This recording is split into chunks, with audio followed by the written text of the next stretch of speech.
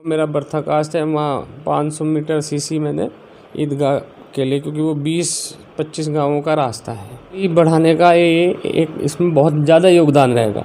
अभी जीडीपी हमारी 24% नीचे चली गई और उस वजन कांग्रेस पार्टी तो मुसलमान की सबसे बड़ी दुश्मन है। अभी उस हिसाब से अब अलग अलग कांग्रेस लड़के दिखाए, अगर जमानतें बचा ले तो फिर आप आगे इंटरव्यू लेना।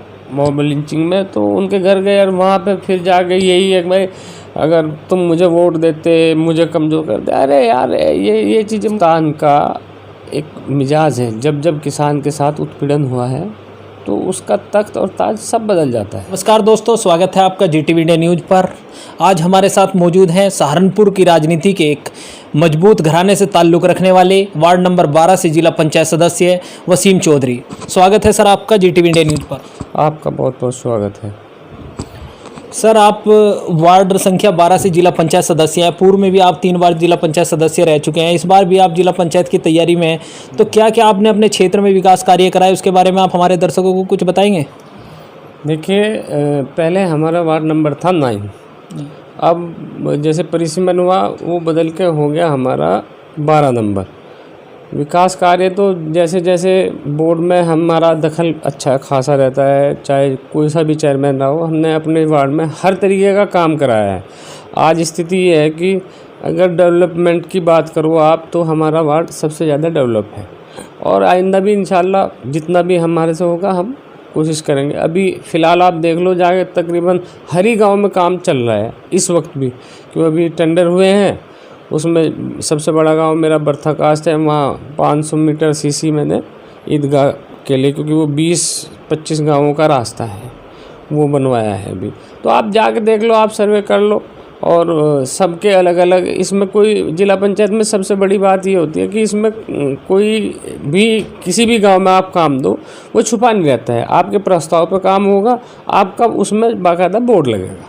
तो इसमें कोई वो ही नहीं है। हम सब अपनी तरफ से, हम कोई भी गांव का आदमी आ जाए तो हम मेहनत करते हैं भाई काम हो जाए। बाकी अभी तक बोर्ड का ऐसा ही चल रहा था, अब थोड़ा सा ठीक हुआ है। अब शायद अब तो आचार संहिता लग जाए, आगे तो काम होना आने वाले नेक्स्ट टाइम जो बाकी काम रहेगा नेक्स्ट टाइम में करेंगे इंशाल्लाह। आपने पिछले 5 सालों में क्या क्या विकास कार्य कराए, मुख्य विकास कार्य है जो आप अपने क्षेत्रवासियों को और दर्शकों को हमारे बताना चाहें? मुख्य जो बड़े काम है हमारे यहाँ, एक तो दुमझेड़े का पुल है जो हमने सांसद जी से आग्रह किया था, बड़ी बहन तबस्सुम हसन जी से, उनके कर कमलों द्वारा हुआ। वो आप जाके देख लो, उसमें हरियाणा और यूपी को जोड़ने का काम हुआ।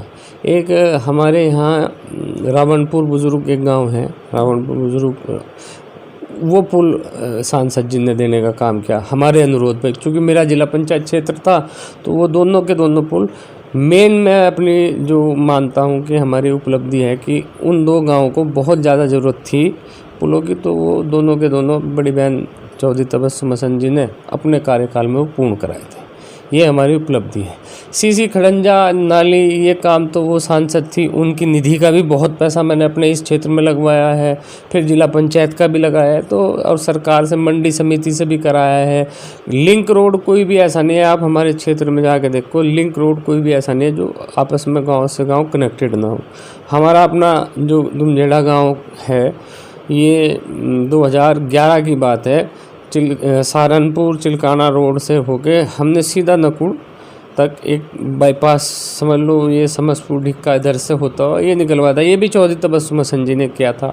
मेन प्राथमिकता तो हमारी हाई लेवल के बड़े काम की है। डिस्ट्रिक्ट बोर्ड के काम तो ये है कि आप गांव के अंदर कहीं भी जाओगे, नाली खड़ोंजे के काम है, तो जनरल सी बात है, होने ही होने हैं अपने लोगों के लिए। और उसमें हम ये नहीं समझते कि हम किसी मुसलमान का ही काम करेंगे, तो हिंदू मुस्लिम सभी समाज के भाइयों का काम हमने करने का काम किया है। तो ये आपने अपने कार्य बताए जो आपने विकास कार्य पिछले 5 सालों में कराए हैं, तो कोई ऐसा कार्य जो आप चाहते हैं कि दोबारा अगर जनता आपको मौका दे तो वो विकास कार्य जो आपका छूट गया वो कराना चाहते हो, ऐसा कोई कार्य? एक मेरे क्षेत्र में गांव है धबेड़ा कला, और मैं वहाँ परसों भी मैं वहाँ घूम कर आया था।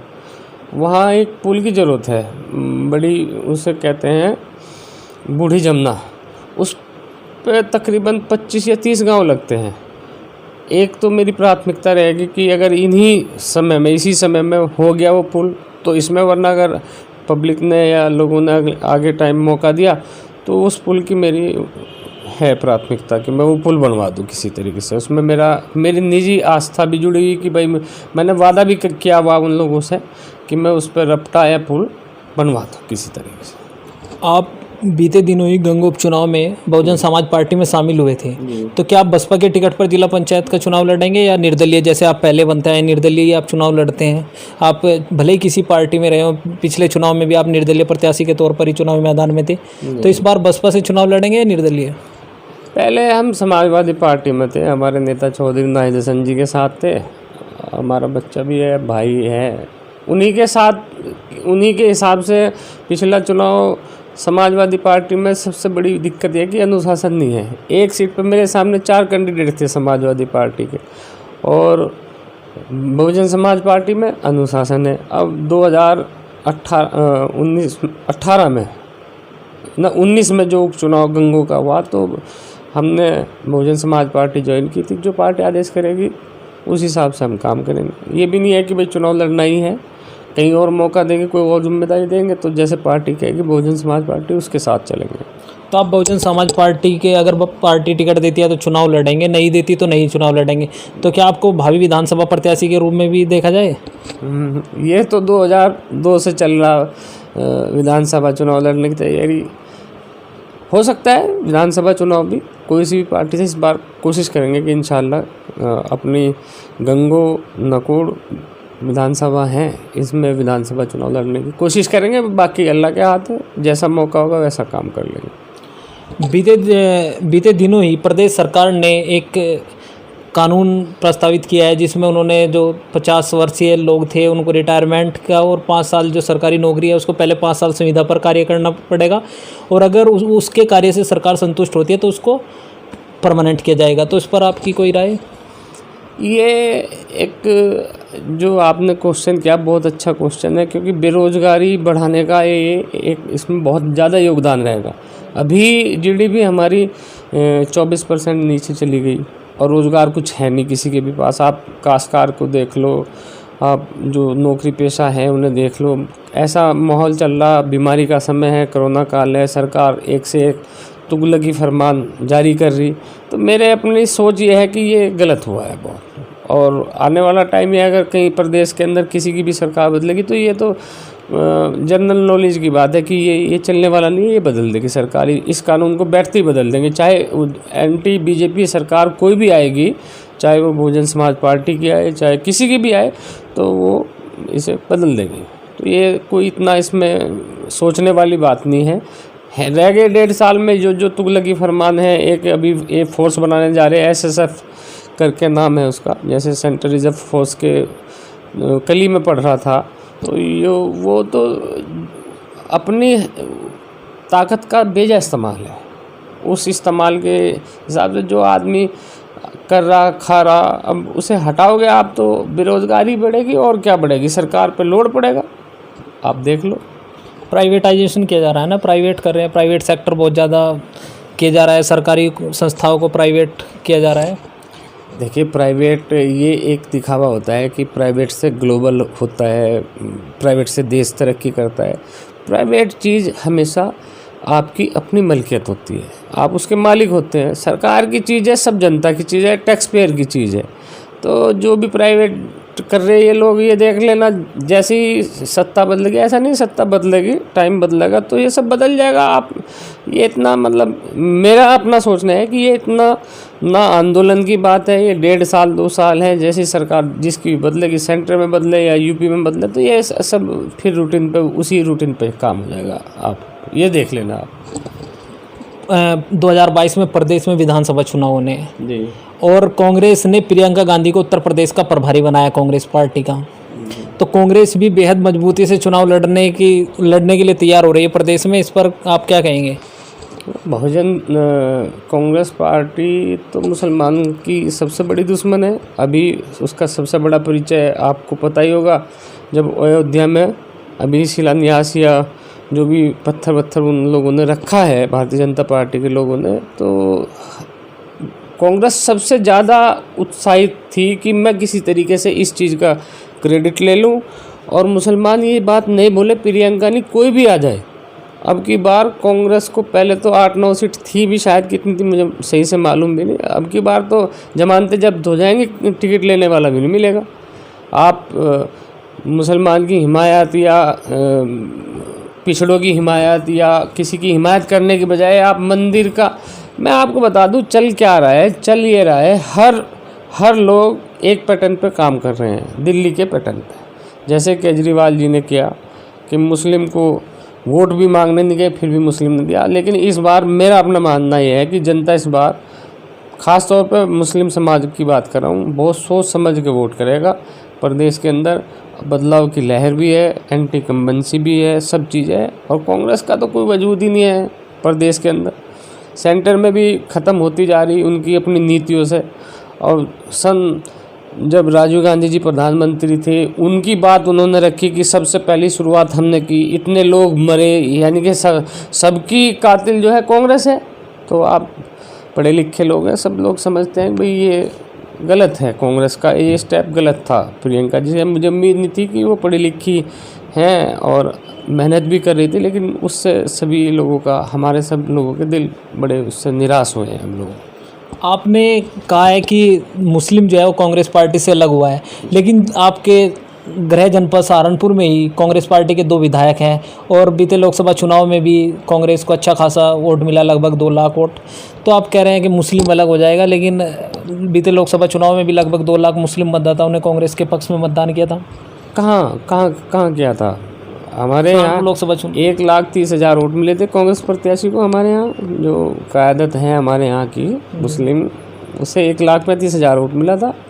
और रही 2 विधायकों की बात, तो समाजवादी का गठबंधन था, समाजवादी और कांग्रेस का गठबंधन था, मुसलमान समाजवादी के साथ था। तो उस हिसाब से अब अलग अलग कांग्रेस लड़के दिखाए, अगर जमानतें बचा ले तो फिर आप आगे इंटरव्यू लेना, पूछना हमें। तो कांग्रेस का कोई वजूद नहीं है, चाहे गृह जनपद हो चाहे बाहर के जनपद हो, कोई वजूद नहीं है। और सिर्फ मैं इतना कहना चाहूँगा कि जिला सहारनपुर, भाई ये हमारे जो यहाँ के कांग्रेस के बड़े नेता जो हैं, उनके हिसाब से कुछ मुस्लिम मिल जाता है, ऐसा नहीं है, मैं ये नहीं कह रहा बिल्कुल नेगलेक्ट कर रहा हूँ, मिल जाता है मुस्लिम। लेकिन अब उनका भी हर चीज़ में पिछले चुनाव की वो करना तो अच्छा नहीं लगता। मैंने अभी ये जो कोरोना काल रहा, सब लॉकडाउन रहे, सभी घर में, ज़्यादा लोगों ने सोशल मीडिया को इस्तेमाल करा टाइम पास करने के लिए। तो जब भी मैं उनकी वीडियो देखता था तो कहीं ना कहीं मुझे ये अफसोस होता था कि भाई इतने ऊंचे स्तर के लीडर, और आप अब तक एक चुनाव हारने के बाद उस चुनाव के दुख से उभर नहीं पाए।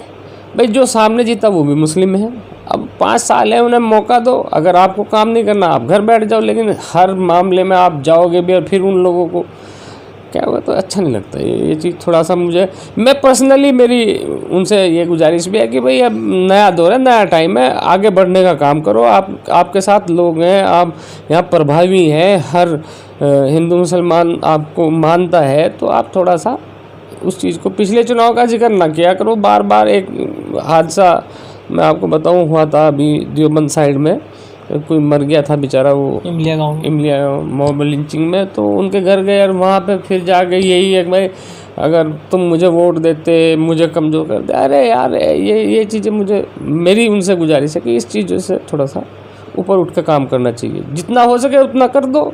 बार बार किसी को ताना देना भी तो ठीक नहीं है, राजनीति है। आपको हर विधानसभा में 2017 में आपके नाम पे भी वोट दिया वही लोग हैं, और आने वाले टाइम में भी वही लोग वोट डालेंगे। तो हर आदमी को एक उस बात की टीस है। मैं पर्सनली, मुझे खुद उस बात की टीस है कि भाई इतने ऊंचे स्तर का नेता, चुनाव हम भी हारे, 2019 भी हारे, जीता जिताया चुनाव हारे हम, हमें पता कि हमारे साथ कैसे कैसे हो गए, हम चुनाव हराया गया। लेकिन चलो कोई नहीं, चुनाव ये तो खेल होता है, हार जीत लगी रहती है। लेकिन इसमें बार बार पब्लिक में जाओगे आप वही बात कहोगे तो वो ठीक नहीं है। मेरी गुजारिश है उनसे कि वो उस पर थोड़ा सा कंट्रोल रखें। बाकी उनका अपना काम करने का तरीका है, वो अपने काम करें, हम अपने काम कर रहे हैं। आप एक बड़े किसान परिवार से ताल्लुक़ है आपका, और आपके पड़ोसी राज्य हरियाणा में ही किसानों पर लाठीचार्ज की गई है भारतीय जनता पार्टी सरकार द्वारा, उस पर आपकी कोई राय? हिंदुस्तान का एक मिजाज है, जब जब किसान के साथ उत्पीड़न हुआ है तो उसका तख्त और ताज सब बदल जाता है। किसान जो है होता है अन्नदाता, और जो अन्नदाता है आप उसी के साथ जाति करोगे तो मेरा अपना मानना है कि आप कहाँ रहोगे, कहीं भी नहीं आप रह सकते। हर आदमी का, किसान खेती करेगा तो हर आदमी का पेट भरेगा। अब किसान ही अगर घर बैठ जाएगा और आप लाठी मारोगे, जेल भेजोगे तो बहुत गलत हुआ है। और उसमें अगर यहाँ भी हमारी कोई ज़रूरत पड़े, चूँकि हम भी किसान, खेती किसानी से जुड़े हुए हैं, हम लोग भी उन किसानों के साथ, हमारी सहानुभूति भी है और उनके साथ भी है। तो ये थे वार्ड 12 से जिला पंचायत सदस्य और भावी उम्मीदवार भी वसीम चौधरी जी। हमारे चैनल से बात करने के लिए बहुत बहुत शुक्रिया सर। बहुत बहुत शुक्रिया।